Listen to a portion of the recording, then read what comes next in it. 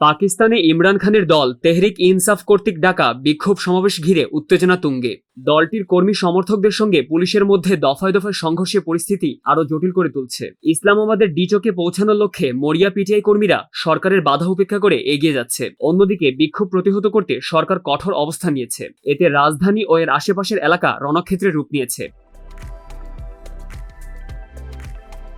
উত্তেজনা নিয়ন্ত্রণে সরকার সেনাবাহিনী মোতায়েন করেছে। স্থানীয় সংবাদ মাধ্যম ডনের এক প্রতিবেদনে বলা হয়েছে, কঠোর নিরাপত্তার মধ্যেও কিছু পিটিআই কর্মী ডিচকে পৌঁছাতে সক্ষম হয়েছে। তবে সরকার ও পিটিআই এর মধ্যে আলোচনার কোনো সমাধান এখনো আসেনি। প্রধানমন্ত্রী শাহবাজ শরীফ বিক্ষোভের নামে নিরাপত্তা বাহিনীর ওপর হামলার নিন্দা জানিয়ে বলেছেন, এটি রাষ্ট্রের আইন ও শৃঙ্খলার জন্য হুমকি। রোববার ইমরান খানের নেতৃত্বে বিক্ষোভকারীরা ইসলামাবাদের দিকে যাত্রা শুরু করলেও সরকারি বাধার কারণে তা থমকে যায়।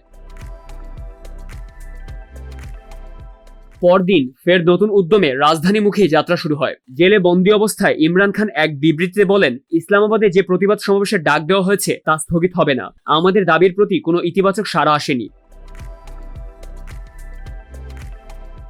আমরা শান্তিপূর্ণভাবে নিজেদের অধিকার প্রতিষ্ঠায় এগিয়ে যাব। পিটিআই এর দাবি, সরকার উদ্দেশ্যমূলকভাবে তাদের দমন করার চেষ্টা করছে, তবে পরিস্থিতি ক্রমেই জটিল আকার ধারণ করছে।